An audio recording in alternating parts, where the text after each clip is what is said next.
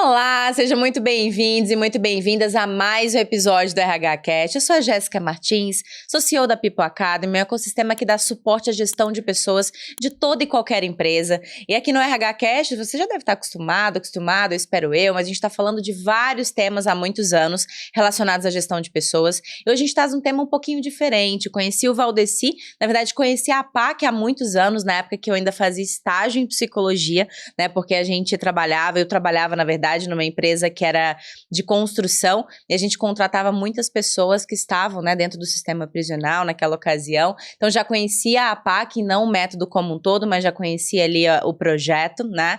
E vim a conhecer o Valdeci, que hoje é responsável, posso dizer que é responsável pelo projeto?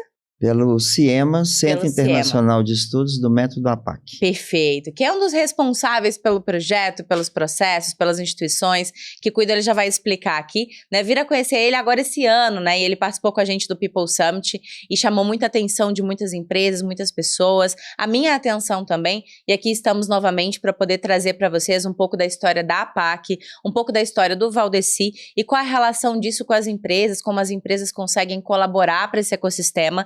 E como também a gente, como ser humano, né, a gente consegue mudar a nossa concepção a partir das histórias que a gente vai contar aqui. Seja muito bem-vindo, Valdeci. Obrigada pelo seu tempo. Conta pra gente a sua história. Obrigado, Jéssica, por essa oportunidade. Né? Obrigado a todos e todas que nos brindam nesse momento com a presença nesse podcast. É de fato uma alegria e uma honra participar desse momento. Eu sou Valdeci Ferreira, estou com 63 anos e posso dizer que estou há mais de 4 décadas chafurdando a lama das prisões, tentando arrancar as vidas que aí se encontram.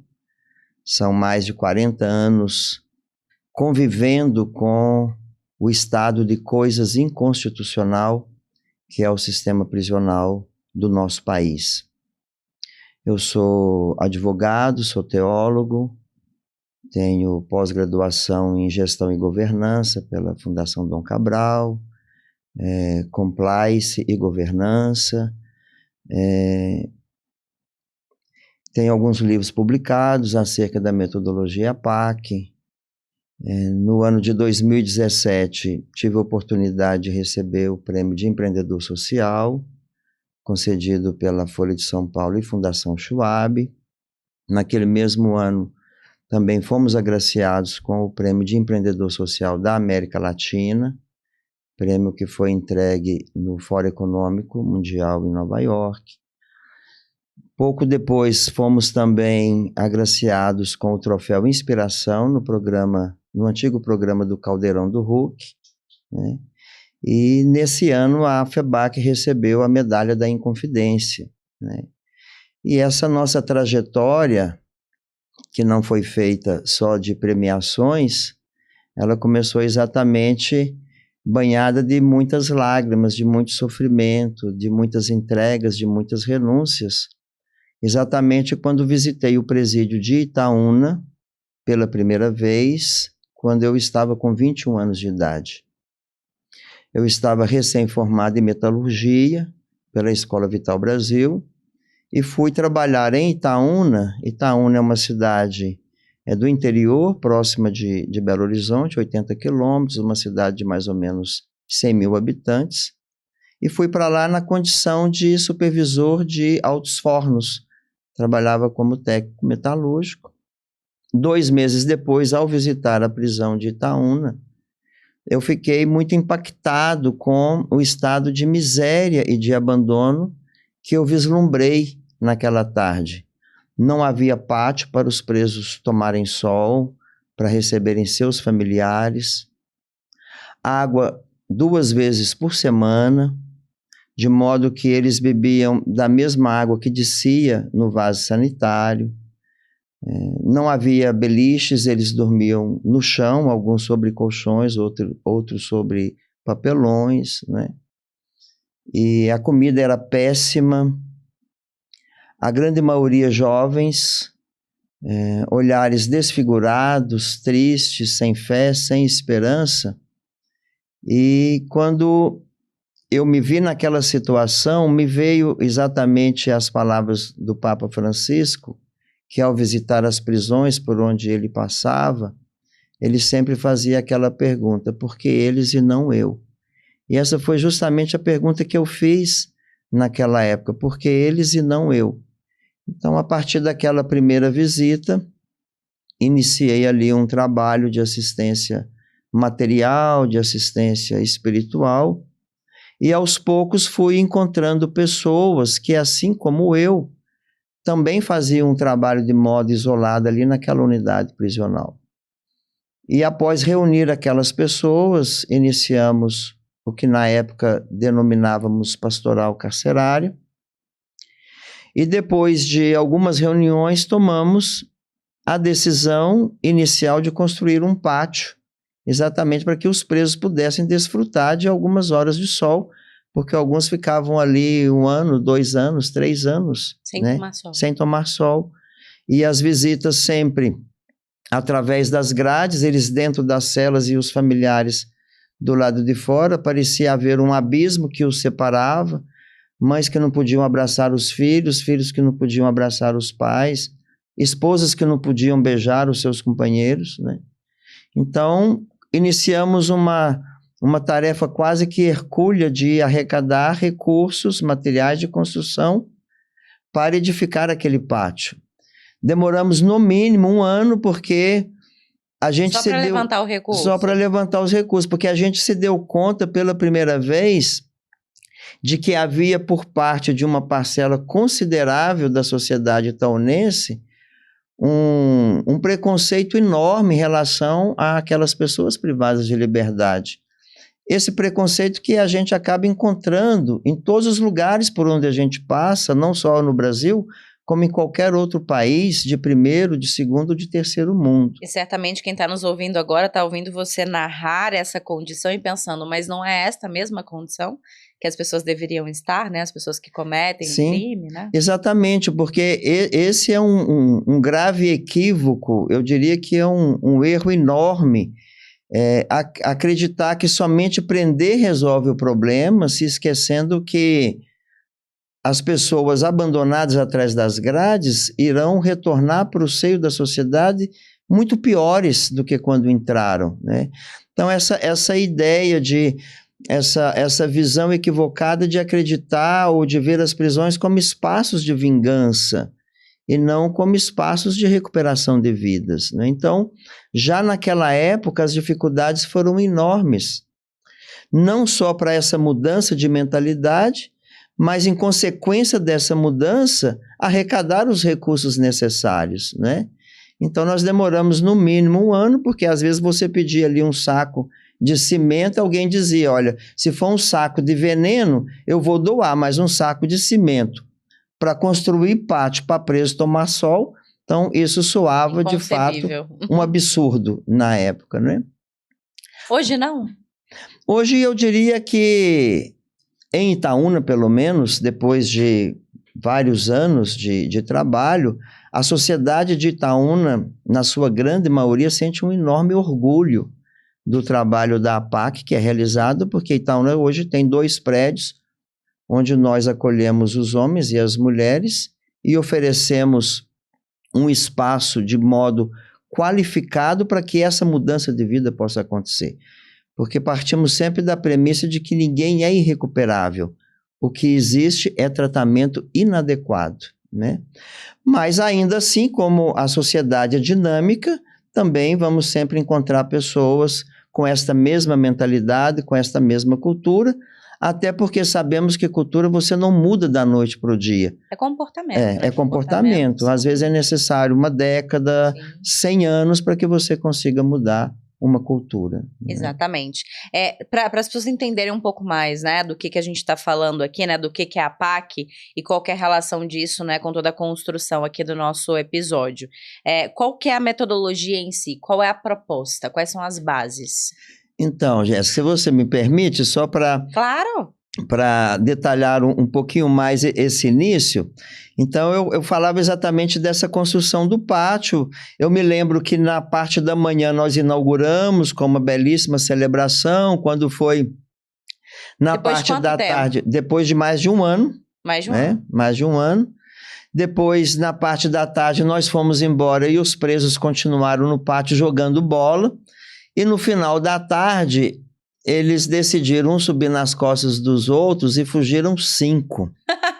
Então, ali a gente também se deu conta de que o preso também é sacana, né? Caiu por terra toda aquela ingenuidade, aquela visão equivocada de uma santidade, entre aspas, né? Que a gente via. E o preso, de fato, ele mente muito, ele manipula, ele dissimula. Então, a gente foi aos poucos também nos dando conta do terreno onde nós estávamos pisando. De modo que é preciso, no nosso trabalho, ajudar os presos exatamente a se darem conta do mal que eles fizeram, porque o preso, via de regra, ele não sente culpa por aquilo que ele fez. Muito pelo contrário, às vezes ele se considera a vítima, né? E não se dá conta de que deixou mulheres viúvas, crianças órfãs, que destruiu famílias, que matou os sonhos da juventude, e etc. Mas depois de 3 anos, após várias reformas na cadeia, a gente percebia que o que nós construíamos durante o dia era destruído à noite. O próprio ambiente não permitia, não ajudava. Encontramos muita oposição na época, né? Recebi várias ações judiciais. A primeira foi exatamente essa, de facilitação de fuga, acusado de construir um pátio na cadeia para preso fugir. Depois dessa ação judicial vieram pelo menos outras 16, né? Então as revistas sempre muito humilhantes e vexatórias, todas as vezes que nós íamos na cadeia. E foi depois de 3 anos que nós conhecemos a metodologia APAC, através de uma bibliografia do Dr. Mário Ottoboni, ele que foi o grande inspirador do método APAC e fundador da Associação de Proteção e Assistência aos Condenados, que iniciou exatamente no ano de 72, em São José dos Campos, São Paulo. Então, nós, após realizarmos uma visita naquela unidade prisional, o Maitá, no centro de São José dos Campos, voltamos de lá convencidos de que em Itaúna nós iríamos ter uma experiência, se não igual, pelo menos semelhante àquela que nós havíamos conhecido. Foi fácil, Jéssica? Não, foi dificílimo. Sobretudo a tarefa de convencer as autoridades, Poder Judiciário, Ministério Público, acerca de uma experiência inovatória, porque nós estamos falando de uma associação sem fins lucrativos, uma organização da sociedade civil que busca a recuperação do preso, a proteção da sociedade, o socorro às vítimas e a promoção da justiça restaurativa. E para que alcancemos esses bons resultados, essas metas, nós aplicamos uma metodologia, uma terapêutica penal própria, que é constituída de 12 elementos fundamentais, que, quando aplicados de modo harmônico, eles vão produzir bons resultados, assim como a redução drástica da reincidência, que hoje no Brasil é em média 80%, 85%, se fala que no mundo a média é de 70%, e nas APACs é inferior a 15%. Nós estamos falando de uma redução drástica dos custos per capita, uma vez que nas APACs o custo per capita é de 1/3 quando você compara com o per capita mensal do sistema prisional comum.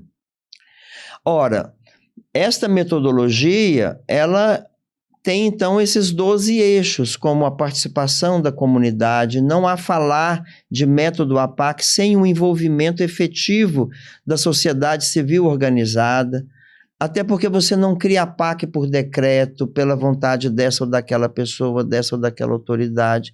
A APAC é o resultado da sociedade civil organizada que toma consciência do problema e resolve apontar um caminho. Você tem um recuperando ajudando o recuperando.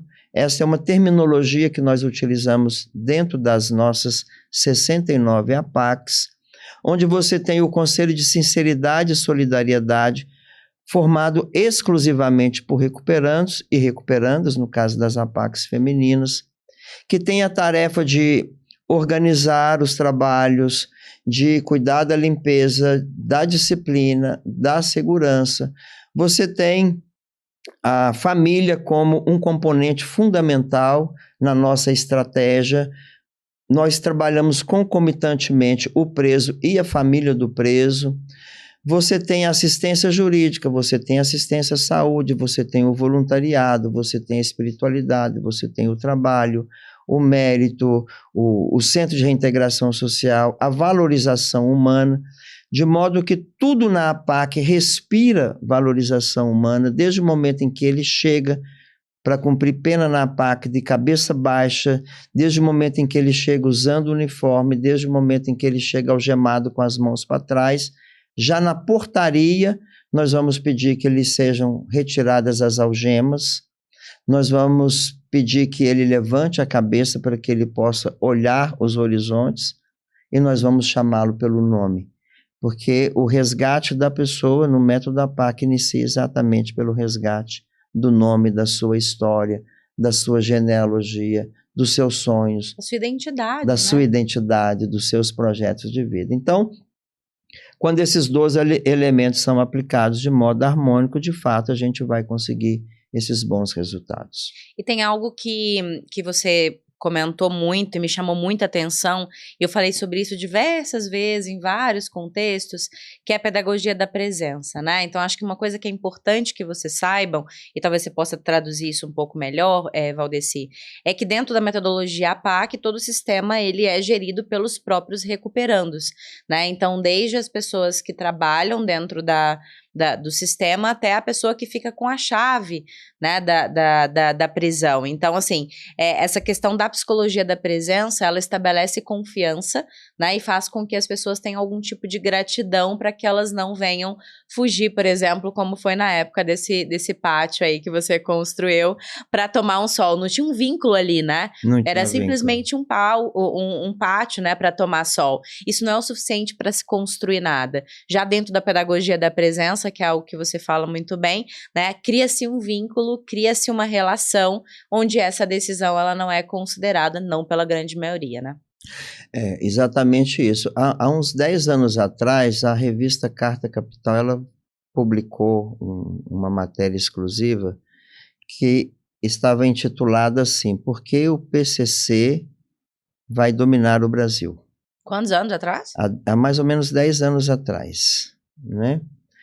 E de lá para cá, não passou tempo suficiente para chegarmos ao caos que nós chegamos, que é o sistema prisional brasileiro, que tem de falência a idade do nosso país e que caminha do caos para o colapso. E caminha do caos para o colapso exatamente porque o sistema prisional ele se transformou num círculo vicioso do prende e solta, cada vez pior. Aliás, a propósito, no Brasil, no meu modesto entendimento, se prende muito e se prende mal, né? Você encontra, às vezes, nas prisões, um verdadeiro exército de pessoas, muitas vezes condenadas ali por tráfico de droga, quando são, na verdade, usuários que estavam aí vendendo pequenas porções para alimentar e sustentar o próprio vício, entre outras mazelas do sistema. Você prende a pessoa, não há tratamento médico, não há tratamento psicológico, não há tratamento mental, não há trabalho, a ociosidade domina, a pessoa fica dia e noite pensando o que fazer em liberdade para recuperar o tempo perdido na prisão. Não há estudo, você tem uma gama enorme de analfabetos ou semi-analfabetos nas prisões. A droga graça nas prisões, as pessoas utilizam e usam drogas, né, o tempo todo. A corrupção é a lei das prisões, as pessoas não valem aquilo que elas são, elas valem aquilo que elas têm. Se ela tem uma casa, ela vale uma casa. Se ela tem um carro, ela vale um carro. Se ela não cigarro, se ela tiver um cigarro, ela vale um cigarro. Se ela não tem nada, ela não vale nada, né? Então, as pessoas vão presas, não recebem tratamento e quando elas saem piores, de novo elas vão reincidir, de novo elas vão presas, de novo saem. Eu tenho falado muito em diversos ambientes E há pouco tempo eu falava exatamente para um grupo de juízes de que não há falar de segurança pública. Aliás, se fala muito de segurança pública no nosso país, sobretudo em época de eleição. Mas não há falar de segurança pública se você não investir maciçamente na recuperação dos presidiários. Porque hoje, de cada 10 crimes que são cometidos, no mínimo 7 são cometidos por pessoas que já passaram pelo sistema, ou estão envolvidas com pessoas que já passaram pelo sistema. Então, como se isso já não bastasse, por ausência, omissão e negligência do Estado, as facções criminosas nasceram nas prisões e dominaram o interior das prisões. Hoje, praticamente em todos os estados do Brasil, o Estado está refém das facções criminosas. Se os líderes criminosos forem contrariados dentro das prisões, se lhes retirarem quaisquer privilégios dentro das prisões, lá de dentro eles determinam que se coloque fogo nos ônibus, que se atire nos postos policiais e etc, e etc. E como se não bastasse, além de dominar o interior das prisões, hoje as facções passaram a dominar também o exterior das prisões. Então, muitas comunidades periféricas, favelas e etc., já estão sob o domínio e cada vez mais os tentáculos das organizações criminosas, elas vão chegando, inclusive, nos poderes constituídos, né? De modo que, nas APACs, para que nós não caiamos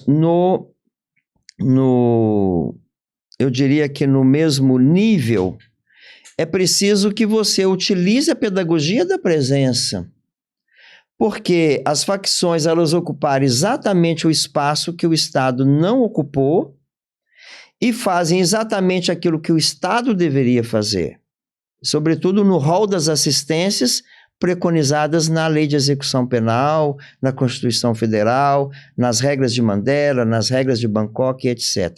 E no caso das APACs, nós sabemos da nossa fragilidade, nós sabemos da nossa vulnerabilidade. Nós administramos centros de reintegração social em 8 estados do Brasil que não deixam de ser prisões. E nós cuidamos hoje de quase 7 mil homens e mulheres que, embora não pareçam, eles não deixam de ser presidiários, pessoas que cometeram crimes e muitas vezes crimes violentos, crimes inclusive com requintes de crueldade. De modo que se você não estiver presente no dia a dia das APACs, em que você almoça com os recuperandos, em que você caminha com eles nos corredores, em que você entra nas celas, em que você celebra juntos momentos de vitória, em que você tem uma escuta assertiva, apurada, daquilo que também provoca os sofrimentos. Se você não cria esses vínculos, você corre o risco de que as APACs, embora elas sejam hoje uma ótima alternativa, elas também caiam na vala comum do sistema prisional. Então, você não pode cair na tentação de aplicar a pedagogia do medo, porque o medo não recupera ninguém, só a autoestima recupera o ser humano. Você não pode cair no erro da pedagogia do enquadramento, do encaixotamento, onde você oferece uma caixa e as pessoas olham para a caixa e vão dizer, eu não caibo nessa caixa. E você diz, não tem problema, nós vamos te esticar, né? Ou vamos cortar partes do seu corpo, a depender do seu tamanho. Não podemos querer aplicar a pedagogia de uma máquina de recuperação. A PAC não é máquina, né? Máquinas não pensam, máquinas não sonham, máquinas não têm projetos, né? Você não pode querer cair na tentação de enfiar o preso de um lado, aperta um botão e ele sai pronto do outro lado. Às vezes são necessários meses, anos, para que essa pessoa, ao final, ela tome 2 decisões, que nós chamamos de 2 decisões fundamentais, quando ela passa pela metodologia. A primeira decisão, a de se autoconhecer, de dar-se conta dos seus valores, das suas potencialidades, das suas qualidades, de que ela é uma pessoa de que não é bandido, de que tem recuperação, né? E, ao mesmo tempo, a decisão fundamental de romper com o crime, de romper com a violência, né? De que ela não é o crime que ela cometeu, de que ela é maior do que o crime, de que todo homem, de que toda mulher é maior do que o seu erro, é maior que o seu crime, e que, ao final, após essa mudança de mentalidade, aqui não estou falando de mudança de comportamento, porque é fácil você mudar comportamento, o difícil é mudar a mentalidade, ao final ela possa reparar o dano para as vítimas, para as pessoas que um dia ela feriu. Valdeci, a gente tem aqui uma Desculpe série... se me estendi muito na resposta, Mas eu entendi, acho que eu gosto bem de contexto, acho que eles dão uma direção importante. A gente tem aqui diversas empresas, né, e a gente discute muito dentro do âmbito de gestão de pessoas, o assunto diversidade e inclusão, né, e aí a gente tem uma série de questões relacionadas a isso, e eu queria muito trazer a consciência, né, de que absorver um ex-condenado, uma ex-condenada, né, um recuperando, ex-recuperando, como é o caso da APAC, certamente é um grande desafio que começa por ser um desafio humano, né, para então ser um desafio da empresa, né, onde você trabalha. E eu queria muito abrir essa caixinha na cabeça de vocês, de que esse aspecto da diversidade, ele é complexo e ele é necessário ao mesmo tempo, porque a empresa, ela faz parte, ela é um pilar fundamental de recuperação, né? Então, quando a gente fala de proteção da sociedade, a gente está dizendo de também quando essa pessoa volta para essa sociedade, ela tem um lugar onde ela possa ser útil, possa trabalhar, possa ter uma fonte de renda, possa sustentar a família, mas para isso as empresas, elas precisam também fazer parte disso, né? O que você consegue trazer para a gente, o que você pode dizer para quem está nos ouvindo sobre esse lugar de apoio a essa recuperação por meio do trabalho? Obrigado por essa pergunta, porque ela nos permite exatamente ajudar nesse esforço de abrir essa caixinha, né? Eu diria, Jéssica, que eu tenho mais de 40 anos de aprendizado. Eu entrei como aprendiz, eu sou aprendiz e quero morrer como um aprendiz dessa matéria. Eu sou um estudioso dessa matéria. Posso até dizer que eu entrei como discípulo, sou um discípulo e quero morrer como um discípulo, né? Agora, entre tantos aprendizados que eu fiz, um deles foi exatamente esse, de que não existe nada mais humano do que o crime. Humaníssimo, ao qual todos nós estamos sujeitos. Ao longo de mais de 4 décadas, eu encontrei muitas pessoas que eram completamente contrárias ao nosso projeto, que eram avessas ao que nós estávamos fazendo no âmbito das APACs, mas que, ao final, acabaram se rendendo, sobretudo quando viram no seio da sua família ou quando encontraram no seio do seu núcleo afetivo, das suas amizades, pessoas que, por razões diversas, acabaram também cometendo delitos ou pequenos deslizes que os levaram também à experiência da prisão, né? Então, esse é primeiro um aprendizado que eu acho que ele é importante para que a gente se dê conta de que o nosso lugar pode ser o lugar do outro, né? De que muitas vezes a gente não quer tocar nessa ferida, a gente não admite sequer a diversidade na nossa empresa, ou no nosso núcleo afetivo, porque a gente nunca se prepara para estar no lugar do outro, né?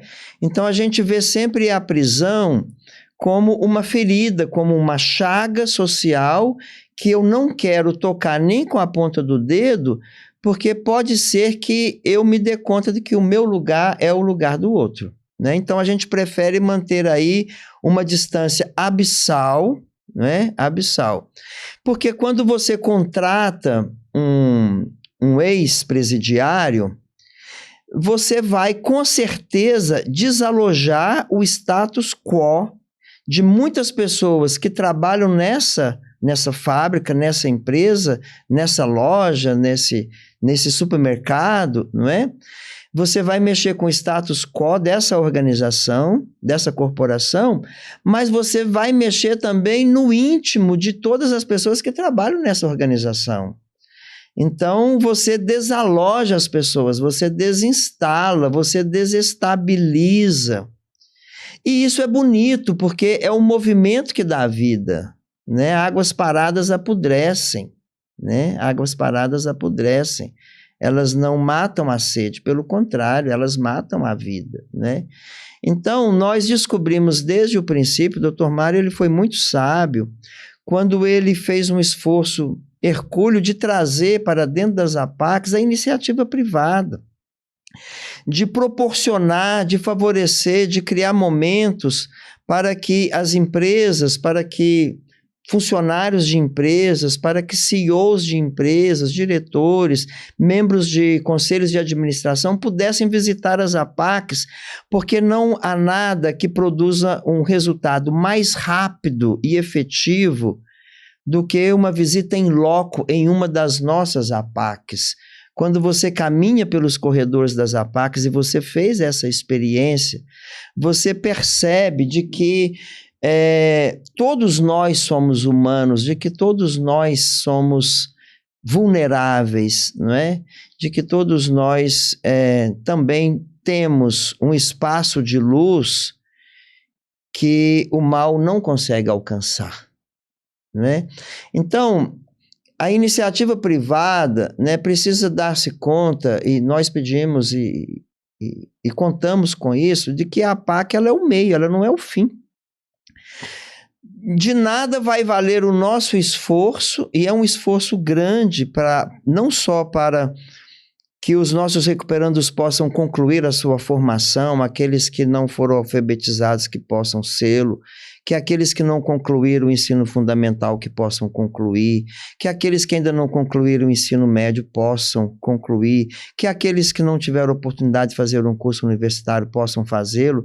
E aqui, Instituto Minas pela Paz, a PUC, Pitágoras, Anhanguera, várias faculdades, universidades, várias empresas estão nos ajudando, inclusive, nesse aspecto da escolarização, mas também da profissionalização. Hoje, nas APACs, você tem unidades produtivas, não só para gerar renda, mas também para profissionalizar aquelas pessoas que muitas vezes roubaram ou venderam droga a vida inteira, nunca tiveram um trabalho formal, nunca tiveram a carteira assinada, mas de nada vai valer esse nosso esforço dentro das APACs se ao final a iniciativa privada não abrir as suas portas, não derem uma chance para que essas pessoas possam demonstrar em liberdade que elas podem caminhar sim, sem as muletas da instituição, possam caminhar sim com as próprias pernas. A APAC é o meio, ela não é o fim. O fim consiste na ressocialização, mais do que isso, na redenção do condenado. E para isso é preciso do envolvimento, do engajamento, do comprometimento de toda a sociedade. Muito bom, a gente está partindo aqui para o final e dentro da metodologia tem algo que eu gosto muito, que acho que tem muito a ver com o que a gente tem buscado atualmente nas empresas, que é esse equilíbrio, eu não gosto muito dessa palavra, mas só para a gente conseguir ter uma didática aqui, mas esse equilíbrio entre confiança e controle. Né? Então, ao mesmo tempo que você delega autonomia, delega um espaço criativo de execução, de liberdade, você também tem as regras, né, que são super importantes dentro desse contexto para conseguir balancear esse resultado. A gente vive um movimento, né, dentro das empresas de dúvida entre comando e controle, liberdade total, autonomia total, deixar que as pessoas façam e tomem as próprias decisões. Muitas empresas não encontraram o modelo certo, se é que existe um modelo certo, mas eu acho que a APAC ela tem essa característica metodológica que consegue nos inspirar. Qual que é a tese dentro disso, dessa autonomia, dessa confiança, ao mesmo tempo que tem esse controle também para conseguir ajudar nesse processo? Dizem alguns sábios que a virtude de tudo na vida está no equilíbrio, né? Os extremos são sempre negativos, os extremos nunca ajudam, né? Pelo contrário, Atrapalham mais do que ajudam. E eu falava exatamente desse arcabouço metodológico, dos 12 elementos, mas há um tripé que o sustenta, que é justamente o amor, a confiança e a disciplina, né? Então, nós partimos da premissa de que todo ser humano, ele nasceu para amar e ser amado, assim como os ponteiros do relógio foram feitos para marcar as horas, e estão me dizendo que o nosso tempo do podcast está acabando, né? E ocorre que esse anseio maior, né, do ser humano, essa necessidade básica, premente de amar e ser amado, nem sempre ela é atendida para todos e todas. Pelo contrário, né, as pessoas com as quais nós lidamos no interior das APACs são pessoas muito feridas, pessoas que tiveram histórias de vida, pessoas que tiveram uma infância roubada muitas vezes, uma adolescência roubada, pessoas que foram golpeadas muitas vezes fisicamente, ou golpeadas pelo desprezo, pela indiferença, pelo preconceito, pela fome, pela miséria, pessoas que foram golpeadas pelo preconceito de gênero, de raça, de cor, abusadas sexualmente, ainda na mais tenra infância, né? Então, pessoas que viveram muitas vezes a experiência da rejeição já no ventre materno, ou na primeira infância, na segunda infância, no período escolar, e buscaram muitas vezes na droga, no crime, na violência, um refúgio, não é? Um amparo. Então, quando a pessoa ela não é amada, quando ela não faz a experiência do amor, não estou aqui falando de amor filos, não estou falando de amor eros, estou falando de amor ágape, desse amor que transcende, que consome, né, que enche a nossa alma, que traz brilho ao nosso olhar, que permite que a gente possa sorrir para a vida, que alimenta a autoestima, né, que nos encanta, né? Quando a gente não vive essa experiência, ao contrário, vive a experiência da mais profunda rejeição, a gente fica clamando do berço ao túmulo por amor. Então, nós vamos encontrar no interior das prisões e das APACs pessoas sedentas, famintas de amor. Pessoas que muitas vezes ficam em volta da mesa esperando cair as migalhas do afeto. E é tão triste quando você precisa sobreviver de migalhas. Então, o que a gente procura nas APACs é expressar através da nossa vida, dos nossos gestos, o amor que é capaz de recuperar o ser humano. Porque só o amor é capaz de curar as feridas da rejeição, né? Agora, obviamente que só isso não é suficiente, porque as nossas pesquisas, elas nos indicam que por detrás de todo o crime houve a ausência da disciplina, muitas vezes porque faltou a figura paterna, né? Ou teve a figura paterna, mas a imagem está desfocada a nível inconsciente, né? A imagem é negativa, então faltou o censor, faltou a censura, faltou o juiz interior. Então, por isso que nas APACs a disciplina é extremamente rígida. E aí eu poderia dizer, é comando e controle? Em muitos sentidos, sim. Porque é preciso que ele entenda que tem que ter um horário de manhã para acordar, e é preciso um horário para dormir, porque se de fato ele quer em liberdade uma vida como trabalhador, é preciso acordar cedo, é preciso cumprir horários, é preciso arrumar a cama, usar o crachá, é preciso organizar os armários, cuidar da limpeza, do asseio pessoal e etc, etc. Então, nas APACs, o estudo é obrigatório, o trabalho é obrigatório, a faxina é obrigatória, as palestras de valorização humana, os atos socializadores são todos obrigatórios. Mas ao mesmo tempo que a disciplina é rígida, você tem o elemento da confiança. E aqui, Jéssica, nós fomos muito ousados. Não existe no mundo, e olha que eu já estive em 37 países Estou viajando agora daqui a 2 semanas para o Malawi. Vai ser o 38º país que vou visitar. No final de outubro vou para a Coreia do Sul, será o 39º país que vou visitar. Nunca conheci em todos esses países por onde passei nenhuma experiência tão ousada como a experiência que nós estamos fazendo hoje no Brasil, que eu digo que é a revolução do sistema prisional. Porque nós administramos hoje 69 APACs, que não deixam de ser prisões, com mais de 7 mil homens condenados por todos os tipos de crimes e tempos de condenação. E não temos a presença da polícia, nem dentro e nem fora das APACs. Não temos agentes penais, não temos armas, né? Todas as chaves ficam nas mãos dos nossos recuperandos e recuperandas, desde a chave da cela onde ele dorme até a chave que dá acesso à rua. Ou seja, quando você confia, quando você cria vínculos de amor e de confiança, baseados numa disciplina que exige responsabilidade, você com certeza vai receber dessas pessoas também essa responsabilidade, esse respeito, essa crença de que é possível. Valdeci, muito bom. Estamos aqui, de fato, encerrando, precisamos encerrar. E eu quero deixar algumas breves contribuições aqui, né, conectando um pouco tudo que você trouxe com as minhas visões. E a primeira delas é pegando um gancho no que você trouxe lá atrás, quando você disse do receio humano de olharmos para a prisão e entendermos por que eles e não eu, né? Lá atrás, eu cheguei a contar isso para você, mas lá atrás eu fiz estágio, né, dentro de um sistema prisional. Eu me lembro de ter um jovem, não me lembro muito bem, né? Eu não entendo muito bem do processo, mas são jovens que estavam aguardando para serem julgados, se eu não me engano, né? São adolescentes, menores de 18 anos.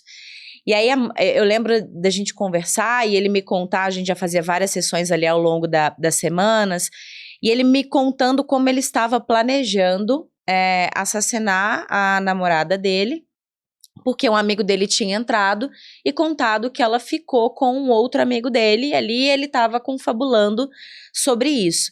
E eu, muito jovem, né, na época, não sei o que eu diria hoje, mas naquela época com muito menos sabedoria, e eu fui ouvindo e pensando, meu Deus, o que eu vou dizer para esse rapaz, para ele tentar reconstruir ressignificar isso. E aí eu lembro de eu falar para ele assim, sabe qual é a diferença entre eu e você nessa história? Os nossos crivos sociais, porque o desejo de matar alguém eu teria na mesma intensidade nessa situação. Imagina você sabendo que a pessoa que você mais ama, a pessoa que você quer muito estar com ela, que você desenha um futuro com ela te traiu com uma outra pessoa. Você quer esganar aquela pessoa, você quer jogar ela na rua, você quer... Só que você tem um crivo social diferente de quem está naquela situação. Você sabe o que é certo e o que é errado. Você sabe o que pode e o que não pode. Você sabe quais são as consequências de um caminho e de outro caminho. Você tem uma regulação emocional para conseguir reconstruir aquele desejo, né? Já alguém que nasceu num outro ambiente, com outras referências ou sem referências devidas, ela não consegue, a linha que dá esse limite da execução, ela não tem, né? Ela acha que é assim que resolve, que é assim que faz, a ponto de estar dentro de um ambiente, né, de um sistema prisional e contar ali dentro o que ela quer fazer quando ela sair, né? Então, assim, não tem um limite. Então, assim, a gente precisa entender que no final das contas existe uma questão humana que é muito parecida, né, entre nós, assim, de modo geral, né? Só que o ambiente social, a regulação emocional e as referências, à medida que a gente se desenvolve como ser humano, elas são diferentes e isso tem consequência. Né? Então isso faz com que as pessoas ao longo da vida tomem decisões conforme aquilo que ela tem nas mãos, conforme as opções que ela tem nas mãos. E se a gente consegue perceber, entender e ter algum nível de empatia com isso, a gente pode vir a conseguir quebrar um pouco dessas barreiras que faz com que a gente, como empresa, receba pessoas que não tiveram essa regulação emocional, oportunidades sociais, outras referências, enfim, né? Quando você escuta as histórias de quem passa por um processo, quem comete um crime, você escuta coisas que você não imaginaria ouvir sobre as decisões e a história daquela pessoa. Então, se você se abrir para isso, eventualmente você vai conseguir desconstruir algumas coisas dentro de você, ainda que você tenha sido vítima, né, de um crime. Eu acho que as pessoas que foram vítimas de alguma forma, em alguma medida, têm uma resistência ainda maior. Então, isso é um ponto. O segundo ponto, rapidamente só comentar, disse que já trabalhei com pessoas que naquela ocasião ainda estavam dentro, né, do sistema prisional. Acho que eu lembro que tinha alguma coisa sobre ir trabalhar e voltar no final do dia, era alguma coisa nesse sentido. E eu me lembro do mestre Ivo falar, sempre falo do mestre Ivo, ele falava: Jéssica, eu era do RH, né, sempre fui do RH, eu gostaria que você selecionasse somente as pessoas que estão dentro desse regime, porque elas são as mais comprometidas, são as que entregam mais, que têm mais performance, né? Não faltam, porque não podem faltar, né? Então, assim, são as pessoas que eu quero trabalhar, pode ser? E aí, dentro do quadro de funcionários dele, ele tinha mais pessoas que estavam em processo ali de recuperação do que, de fato, as pessoas que não estavam. E eram as obras que entregavam no prazo, inclusive. Então, assim, eu acho que a gente precisa realmente de trazer essa oportunidade, ter esse olhar também. E, por fim, falar sobre essa questão da diversidade, né? Então, eu sempre falo que diversidade e inclusão, ela começa pelo CPF, antes de começar pelo CNPJ. Se a gente, como pessoa, não se abrir para realmente olhar para pessoas que são absurdamente diversas daquilo que a gente entende como referência, que é o nosso próprio mundo, a gente não vai conseguir levar isso para as empresas. Então, se você como RH não acredita, se o seu CEO, a sua CEO não acredita, se as lideranças da sua empresa, elas não estão propensas a acreditar, né, que as pessoas realmente elas podem ser recuperadas e que elas podem viver com o diverso, com as pessoas diversas, não vai funcionar, né? Então, eu realmente desejo que você, como RH, seja influente o suficiente, seja uma pessoa humana o suficiente para olhar para dentro dessa possibilidade e apoiar as APACs dentro desse processo de reinserção. É isso, Valdeci? É isso mesmo. É tudo isso? É tudo isso, né? E esse eu penso que é o grande desafio das APACs, de ajudar exatamente os nossos recuperandos e as recuperandas a se darem conta desses crivos sociais, desses filtros sociais, que a partir do momento em que eles se derem conta disso, eles vão mudar a mentalidade, né? Eu não tenho dúvidas, né? Agora, é aquilo que eu dizia, tem que ser um movimento dos dois lados, né? Sim. Tem que ter um movimento de dentro das APAC, mas tem que ter esse movimento também do lado de fora, sabendo, né? Nós temos um dos nossos fundadores, o Franz de Castro, ele dizia que todo amor é risco. Temos que arriscar e confiar, né? Então, se de fato mas não deixa de ser um risco. Se você na sua condição de RH, né, você quer dar essa oportunidade, tem que dar-se conta disso também. Sim. Né, de que todo amor é risco, temos que entregar e confiar. Né? Deu certo? Ótimo. Não deu certo? Paciência. Vamos desistir? Não, vamos continuar. Como qualquer outra pessoa, Como mesmo qualquer que não outra esteja pessoa. dentro do processo de recuperação. É um risco também a contratação. Claro, né? E nós, no nosso caso, eu já vivi, se me permite muito rapidamente, eu vivi tantas experiências, né? Eu me lembro de um jovem que passou 4 vezes pela PAC. O pai, prisioneiro, e a mãe, alcoólatra. Todas as vezes que ele saía da PAC, ele caía novamente na droga. Mas dentro das APACs era um dos melhores que nós tínhamos, e ele era tão educado, era tão gentil, ele tinha um carinho tão grande comigo, que quando eu entrava no corredor, ele logo vinha com um copo de água gelada, às vezes um cafezinho. Ele queria me agradar de toda forma, né? Quando ele parecia que ele sabia, ele conhecia o barulho do meu andar nos corredores. Às vezes ele via que eu estava entrando, ele entrava na cela, deitava na cama, ficava lá às vezes com a Bíblia aberta, às vezes a Bíblia estava de cabeça para baixo, né? Então... Mas eu via assim, o carinho dele comigo, não é?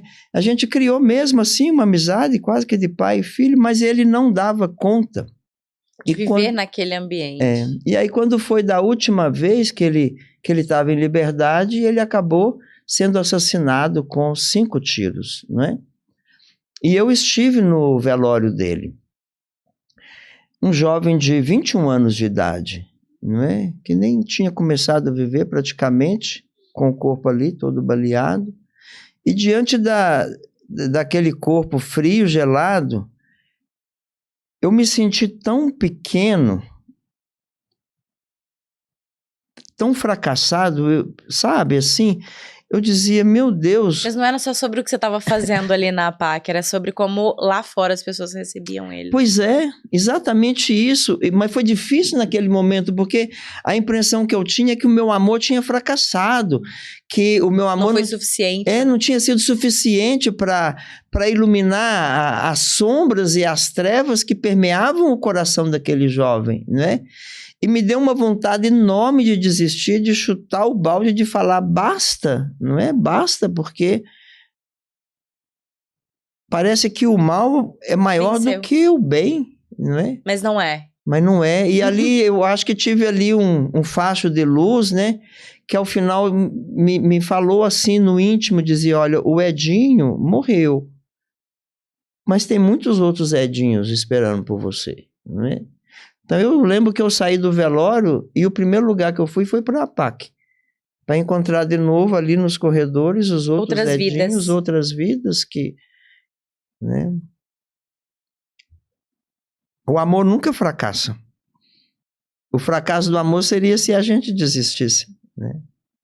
Aí sim o mal venceria. Aí o mal venceria. É sobre tudo isso, gente. Com essa mensagem, inclusive eu encerro a 7ª temporada do RH Cast, o nosso último episódio, né, de uma série com muitas boas histórias. E a gente encerra com uma mensagem fundamental.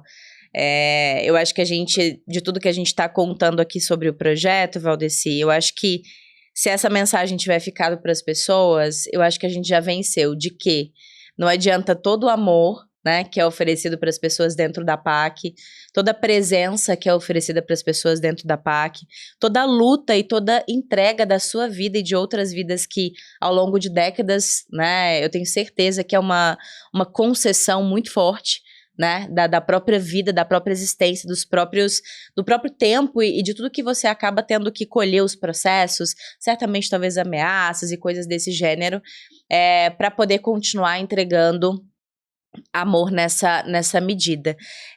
Então fica a mensagem de que nada disso adianta se do outro lado, nós como sociedade, nós como empresa e nós como família, né, eu acho que como pais e mães fica essa mensagem também, se a gente não receber essas pessoas quando elas voltarem prestes e dispostas a se recuperar, né?